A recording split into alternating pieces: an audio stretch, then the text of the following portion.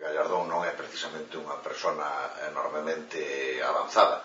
O que si é unha persona inteligente, que fala moi ben, e que, por tanto, na comparación cos seus colegas, dá neste momento unha sensación de modernidade. Eu creo que a larga o Partido Popular non perde nada especialmente, pero a corta sí, porque precisamente no marco de Aceves, Zaplana, Esperanza Aguirre, e nas dúbidas que hai sobre o control de Mariano Rajoy, xa que este é claramente a exclusión de Gallardón, é claramente unha situación imposta por Esperanza Aguirre, pois non cabe a menor dúda de que dá a sensación de que quen triunfa é a parte máis conservadora, en certa medida tamén o aznarismo subxacente dentro deste Partido Popular.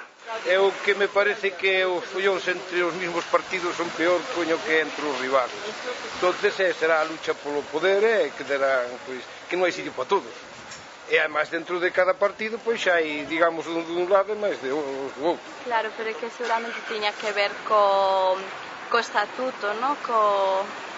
Que non podía unha persona que fose alcalde estar ir nas listas do PP, entón supoño que sería ese o motivo. Deixar de ser alcalde tería iso resolto, xa que ele é excluído en función dun principio que o Partido Popular mantuvo desde hai varios anos da incompatibilidade entre a alcaldía e o Congreso dos Diputados.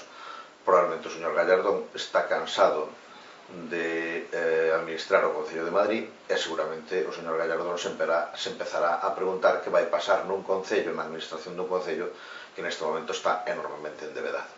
Supongo que es que no tienen desacuerdos personales en las formas de llevar las cosas.